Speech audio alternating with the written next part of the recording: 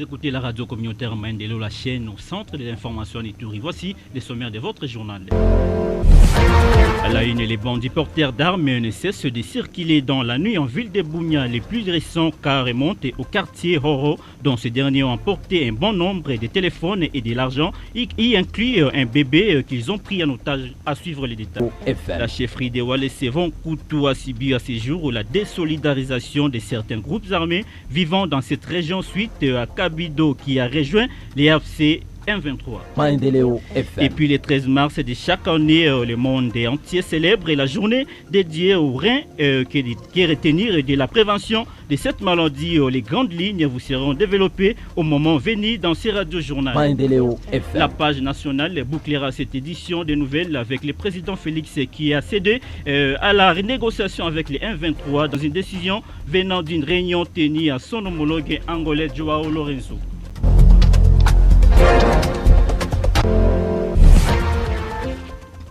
La prise de son et la mise en onde de Jean Sirumbata, la présentation de Victor Lo et la concours rédactionnel et de Jospin Majorkim et de Nimaki Joseph Mouindo Kisuki.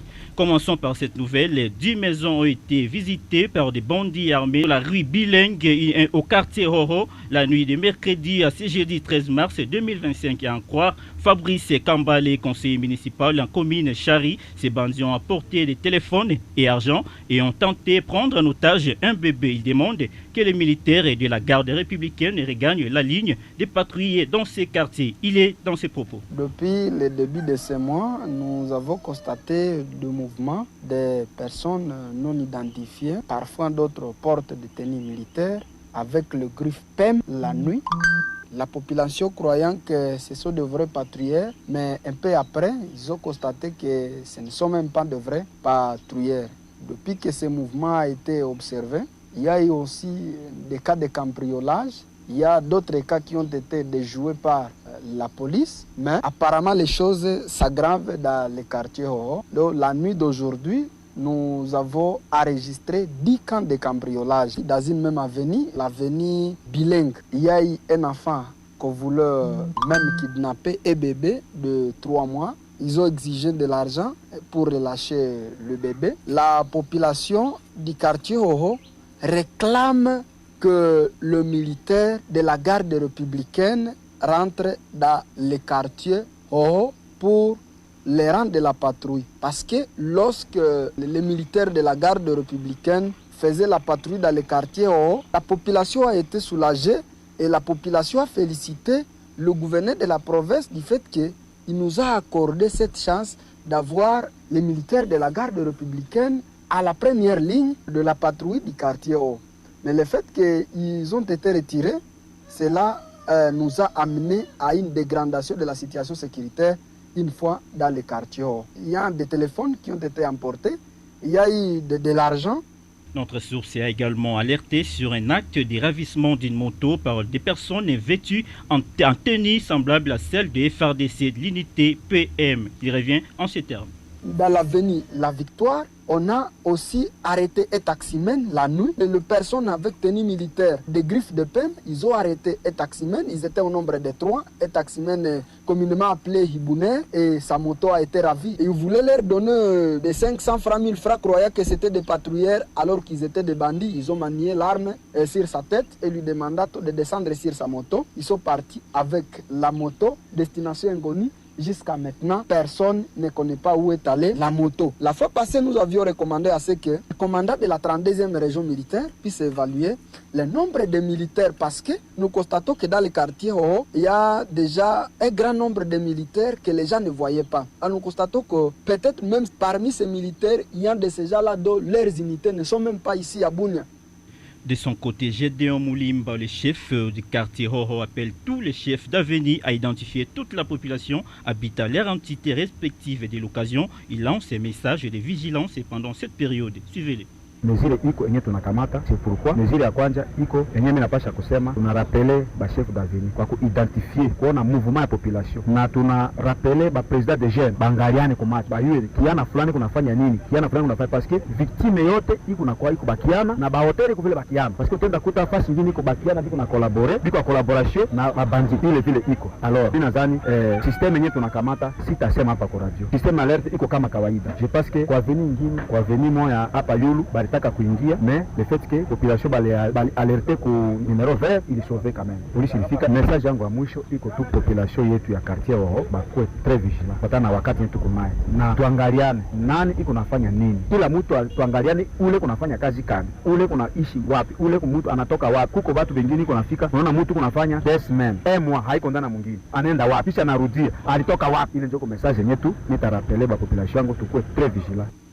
Les groupes armés FPP-AP Brigade Aigle installés en 10 mots dans la chefferie de Walé-Sévan-Koutou en territoire d'Iroumou se sont désolidarisés du groupe armé FPP-AP du général Kabido après que le général autoproclamé Kabido puisse rejoindre les mouvements rebelles AFC 123. Dans sa sortie médiatique ce jeudi 13 mars 2025 en 10 mots, M. Guépard Mouindo dit rester aux côtés des FARDC pour poursuivre l'ennemi de la République démocratique du Congo. Il est au micro de votre radio. À bref, nous FPP Ituri, à territoire d'Iroumou, brigade Aigle, dans l'ex-FPP du général Kabido. Il y a aussi l'autre brigade à Maïouano, dans le territoire de Mambasa. Nous, on a refusé catégoriquement de se joindre à cette politique qui ne va nous arranger à rien. C'est ça. Donc, nous sommes disponibles à poursuivre, à traquer l'ennemi jusqu'au dernier retranchement. Il n'y aura pas vraiment les recul et nous n'allons pas emboîter le pas à celui qui se joue à l'ennemi. C'est seulement ça. Donc, nous, on est disponible à poursuivre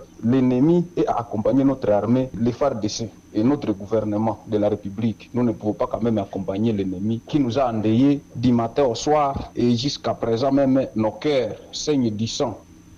Le commissariat provincial de la police nationale congolaise PNC Nord Kivu a bénéficié ce jeudi 13 mars 2025 de 11 véhicules cotés par la MONUSCO. C'est le commissaire supérieur principal Nkulu Nzenze, commissaire provincial à intérim de la police nationale congolaise au Nord Kivu, qui a réceptionné ces véhicules. Selon les dires de cet officier de la police, ces véhicules sont répartis dans les commissariats urbains de Butembo, Beni et les commissariats territoriaux de Lubero et Oicha. De l'occasion, il a félicité la MONUSCO pour cette donation. Il est dans ses propos. Nous venons de bénéficier d'une donation de la MONUSCO qui est un partenaire.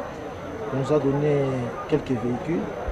Nous en avons pour le Siateter Lubero 2, Oicha 2, et Tembo aussi 2.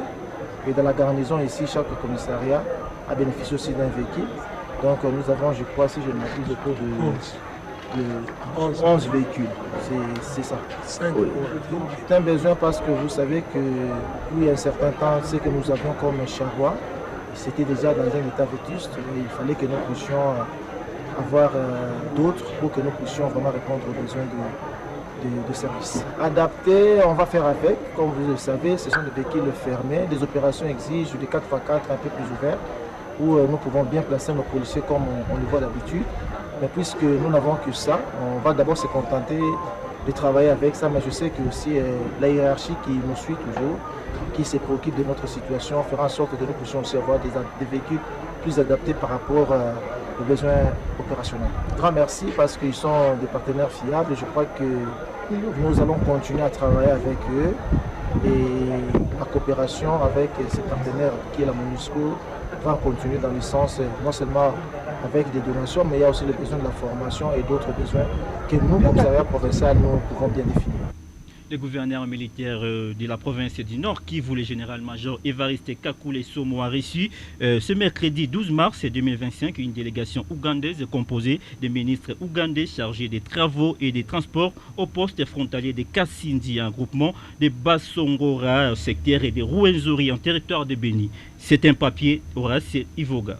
Le gouverneur militaire du Nord Kivu, le général-major Évariste Kakule Somo, est arrivé ce mercredi 12 mars 2025 au poste frontalier de Kasindi. Sa première visite dans cette cité frontalière avait comme objectif de venir accueillir le ministre ougandais des Travaux et des Transports Katumba Wamala. Après cet accueil, les deux autorités ensemble avec leur délégation sont tous partis à Ville de Beni où un échange va se faire pour statuer sur la question de la réhabilitation de la route Kasindi-Beni qui était entretenue par la société indienne d'autres services et qui avait suspendu ses activités. Dans la délégation ougandaise, on signale la présence des responsables de cette société, l'ambassadeur congolais Vran Ouganda voisin. Dans un échange avec les services de sécurité, le gouverneur militaire du Nord Kivu, le général-major Évariste Kakule Somo, a promis quelques motos à la police nationale congolaise commissariat de Kasindi Lubiria pour faciliter sa mobilité. Le commissaire principal Kasereka Kambere Claude, commandant Siat de Kasindi Lubiria, qui s'est exprimé hors micro, a félicité cette autorité provinciale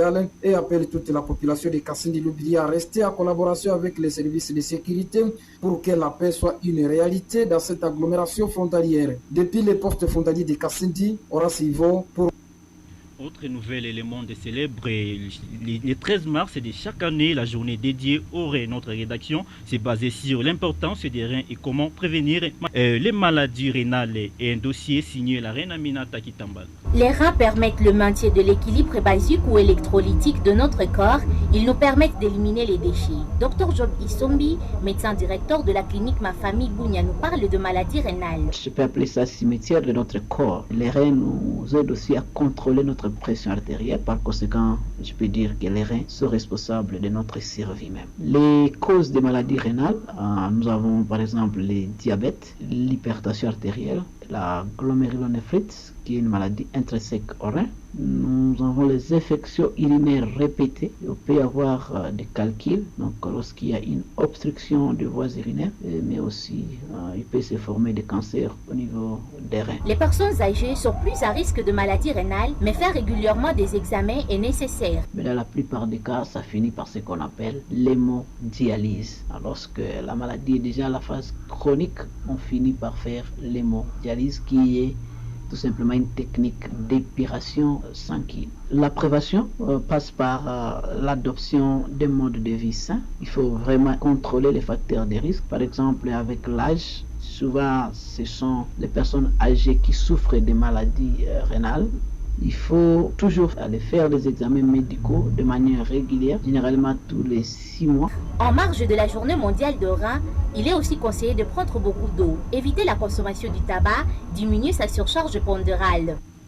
La multiplication anarchique des cellules dans l'organisme, voilà ce qui provoque les cancers, une maladie meurtrière qui s'observe chez plus d'une personne sur la planète Terre. La révélation est faite ce jeudi 13 mars de l'année en cours par le docteur Nzanzu Kalima de l'hôpital général Matanda ici en ville de Butembo. Il parle de plusieurs causes et à la base de cette maladie. Nous en parlons avec notre correspondant Nzango Smoviswa depuis Butembo. Dans une interview nous accordée ce jeudi 13 mars 2025 à l'occasion de la semaine nationale du cancer, célébré le 13 mars de chaque année, le docteur Nzanzu Kalima indique que le cancer est une maladie meurtrière qui atteint tous les organes une fois les cellules se multiplient anarchiquement.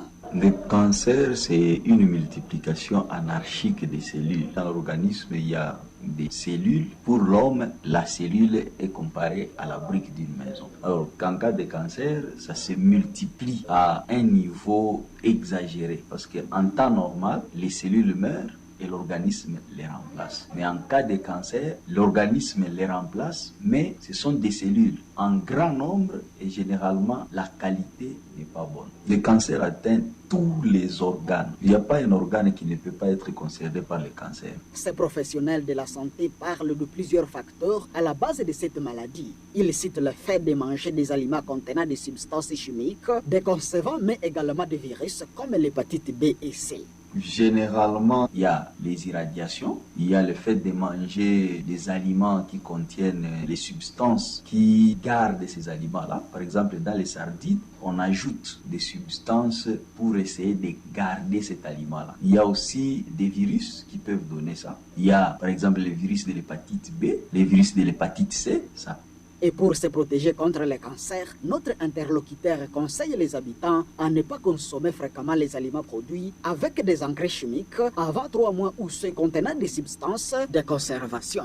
Il encourage le dépistage afin de se rendre compte de son état de santé. Pour se prévenir contre les cancers, c'est un peu compliqué parce que même le vieillissement, le fait qu'on est en train de grandir, ça donne aussi des cancers. Mais ce qu'il faut faire, c'est éviter de consommer des aliments qui peuvent contenir des substances qui vont favoriser la multiplication de ces cellules-là. Donc, consommer normal, consommer ce qu'on appelle bio. Planter vos pommes de terre, la tomate, mais ça croît d'une façon naturelle.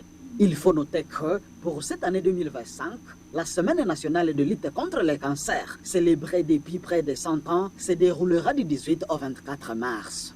Butembo, Nzankos Moviswa, Radio Communautaire Maendeleo Bunia. À l'occasion de la Semaine nationale des luttes contre les cancers célébrée le 13 mars de chaque année, les docteurs médecins Didier Pailly de l'hôpital général de référence de Mungwalu lance un message de tous les malades de bien prendre soin de soi-même une fois découvert cette maladie de votre corps. Suivez-les. Le cancer, c'est une maladie qui est caractérisée par une multiplication désordonnée des cellules du corps. Quand on parle de cancer, c'est que c'est déjà une tumeur qui est maligne. On parle d'abord de tumeurs. Tumeurs, il y en a 2 types. Tumeur bénigne, c'est-à-dire c'est bénin, c'est une multiplication désordonnée des cellules, mais c'est bénin. Donc ça n'en crée pas beaucoup de problèmes. Et une tumeur maligne. Là, c'est une multiplication désordonnée des cellules qui a pris la malignité. Et là, on appelle ça cancer. Ça touche plusieurs organes. Chez les mamans, ça touche aussi les seins. Et ça peut arriver à tous les organes du corps, chez l'homme comme chez la femme. Le cancer, ça peut arriver de manière fortuite. C'est que ça n'a pas de cause. Mais il y a des facteurs qui favorisent. Les facteurs favorisants, c'est par exemple dans l'alimentation. Quelqu'un qui mangeait beaucoup le légume et subitement, il change de milieu, il change de mode de vie, il abandonne le légume, il commence à manger la viande, par exemple, tous les jours. Ça peut vous amener à faire des tumeurs. Donc dire que la cause c'est ceci ou c'est cela, c'est difficile de le dire parce que ça dépend, comme je l'ai dit, des organes. Quand vous faites par exemple le cancer du col de l'utérus, c'est un cancer qui arrive chez des femmes qui ont par exemple connu des rapports sexuels à un bas âge. On peut faire les cancers de sein chez les femmes qui n'ont pas beaucoup allaité par exemple. Donc il y a toujours des facteurs favorisants. Mais dire qu'il y a une cause précise pour tel cancer, non. Le message que nous pouvons dire à tout le monde, c'est de bien prendre soin de soi-même. Ça, c'est de 1. Quand vous êtes malade, venez à l'hôpital, on va vous examiner et on saura quoi faire. Et de veiller sur son alimentation. Avoir une alimentation équilibrée. On sait que la vie est difficile pour tout le monde, mais dire que chaque jour, vous avez le même repas, ce n'est pas intéressant. Il faut varier l'alimentation, un peu de légumes, un peu de fruits, un peu de viande, poisson et consorts. Ce sont des aliments que nous avons ici dans notre cité de Mungwalu. Donc le cancer, c'est un fléau. Avant, ça touchait beaucoup plus les Européens. Mais maintenant, nous voyons que ça commence à toucher aussi les Africains. Devenir fréquent dans nos milieux. Même ici, à Mungwalu, il y en a plein. Quand nous consommons, nous aimons manger les choses de boîtes de conserve tous les jours. Ce n'est pas très intéressant parce que ça peut vous amener à faire des cancers.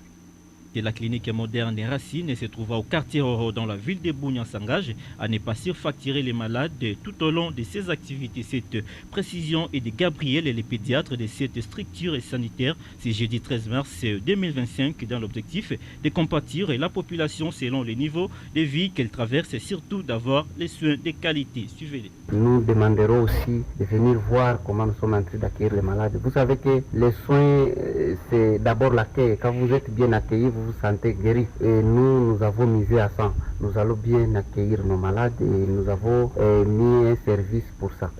Nous avons dit que le prix de la ville de Bunia est exorbitant. Nous nous sommes dit non, nous allons nous conformer selon la population. Nous nous sommes dit le prix, nous devons miser au prix qui répond aux médicaments que vous avez consommés.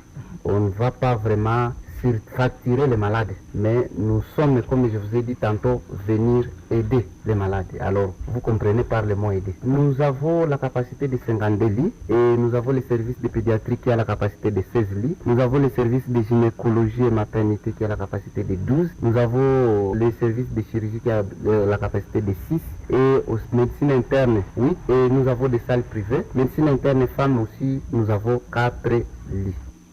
Terminons cette édition du journal par cette nouvelle. Le président congolais Félix-Antoine Tshisekedi Tshilombo cède à la négociation avec les M23. La décision ressort d'une réunion tenue entre le président congolais et son homologue angolais Joao Lourenço mardi dernier à Luanda en Angola au palais présidentiel. Les réactions fusent de partout. Par exemple, Emery Katavali, un cadre de l'ECD Béniville et Territoire qui, dans une interview accordée ce jeudi 13 mars 2025, a qualifié la décision du président de la République du Congo d'une lâcheté et trahison. Suivez-les dans cet élément. Personnellement, je savais que M. Félix finira toujours par négocier avec l'ennemi. Peut-être vous allez me poser la question de savoir pourquoi je dis cela. Premièrement, c'est parce qu'il n'y avait pas de signaux forts du côté du gouvernement qui prouvent aux Congolais qu'il y aura une riposte pour chasser les rebelles du M23 du sol congolais. À part des jérémiades que M. Félix ne cesse de présenter dans des radios par-ci par-là. Deuxièmement, le nombre de territoires, y compris des grandes villes du pays, dont Goma et Bukavu, que les rebelles ne pouvaient pas accepter d'abandonner sans avoir trouvé leur gain de cause. Alors, ce qui me choque, moi, en tant que Congolais, c'est le nombre de nos compatriotes que nous venons déjà de perdre dans cette guerre à cause de l'arrogance de M. Félix. Ceci me pousse donc de confirmer que M. Félix serait à connivence avec M. Kagame. Car s'il savait qu'un jour il finira par négocier avec l'ennemi, pourquoi il ne l'a pas fait depuis longtemps en fait de protéger les vies des paisibles populations? Mais il a attendu que nous puissions perdre assez de populations, assez de compatriotes pour qu'aujourd'hui qu'ils viennent nous dire, bon, voilà, il peut maintenant négocier avec l'ennemi. Quelle lâcheté, quel traîtrisme que M. Félix vient nous montrer aujourd'hui. Nous étions d'accord avec lui quand il était en train de dire qu'il ne va pas négocier. C'est bien quand il dit qu'il ne va pas négocier, mais qu'est-ce qu'il était en train de mettre en place pour riposter contre l'avancée du rebelle? Rien du tout. Il attend à ce que la communauté internationale vienne combattre à sa place. Donc, moi, je pense que M. Félix Tshisekedi a maintenant un compte à rendre contre les Congolais. Il doit justifier le nombre de morts de Congolais que nous venons de perdre depuis le début de ces combats. Parce que nous ne pouvons pas accepter que la comédie qu'ils sont en train de jouer, lui et Kagame, puisse nous pousser à perdre autant de compatriotes. Pourquoi il a sacrifié toute cette population de Goma, de Bukavu et des territoires déjà occupés par les M23? Voilà ce que nous attendons de M. Félix Tshisekedi. Nous sommes complètement arrivés à la fin de ce journal, un journal qui a connu la participation rédactionnelle de Jospin Majorkim, Denis Makilone, Joseph Mouindo Kisuki, la réalisation de Sissi Léman, la prise de son et la mise en onde de Jancy Rumbata. Suivez ce même journal dans notre page Facebook et le compte TikTok.